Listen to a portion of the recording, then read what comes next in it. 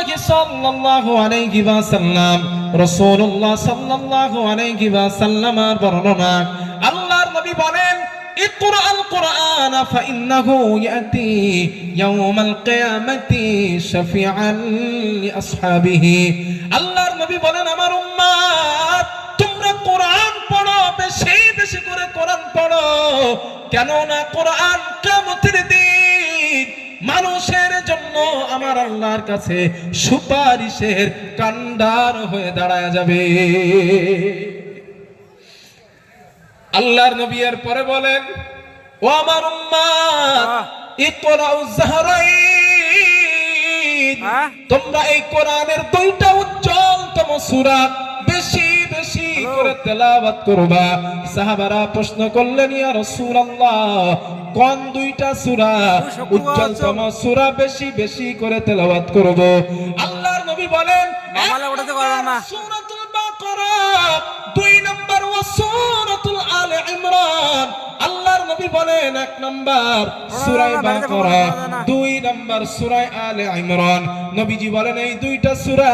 বেশি বেশি করে তেলাওয়াত করবা নবী বলেন কেন করবা জানো ফাইন্নাহুমা ইয়াতিয়ানি ইয়াউমাল কিয়ামা কান্নাহুমা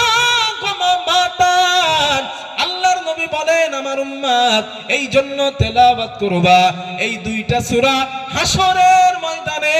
দুই খণ্ড মেঘ অথবা দুইটা ছায়া হয়ে তোমার পাশে আল্লাহর সামনে দাঁড়ায় যাবে নবীজি বলেন আও ফিরকানি মিন তাইরিন সাফা অথবা উঠতে থাকা দুইটা পাখির ঝাঁক বান্দার পাশে আল্লাহর সামনে দাঁড়াবে আল্লাহর নবী বলেন এই দুইটা সূরা বান্দার জন্য আল্লাহর কাছে সুপারিশ করে আল্লাহর জান্নাতে নিয়ে যাবে পড়বেন কোরআন পড়বেন ইনশাআল্লাহ নিয়ত আছে পড়ার নাকি হুজুর বিকেল বেলা তো চায়ের দোকানে সময় কোলাইতে পারি না পড়মু কখন না ভাই একটু পড়েন একটু পড়েন আর যদি সময় যা একটু পড়েন আর কোরআন ওয়ালারে ভালোবাসেন যে কোরআন পড়ে কোরআন পড়নে ওয়ালা ওনারে ভালোবাসেন নবীজি বলেছেন এই দুইটা সূরা সূরা বাকারা আর সূরা আলে ইমরান এই দুইটা সূরা যদি বেশি বেশি পড়তে পারেন কিয়ামতের দিন এই দুইটা সূরা আপনার জন্য আল্লাহর সাথে তর্ক করবে নবীজি বলেন এক পর্যায়ে এই দুইটা সূরা আল্লাহর সঙ্গে তর্ক করে ওই বান্দা বা বান্দিকে আল্লাহর দয়ার জান্নাতে নিয়ে যাবে এই সূরা বাকারার আরেকটা আমল আছে আপনাদের অনেকের বাড়িতে জিনের সমস্যা আছে না চাচাজি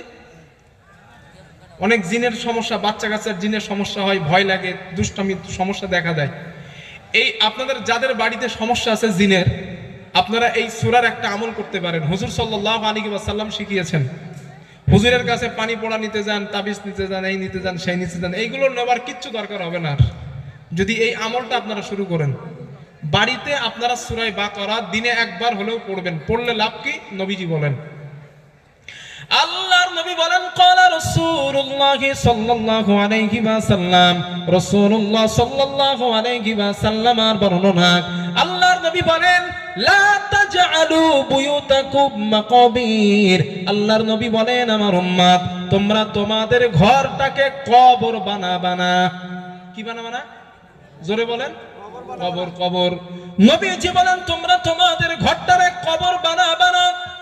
রাহমাতুল লিল আলামিন বলেন ফাইন্নাশ শাইতানা ইয়াগফিরু মিনাল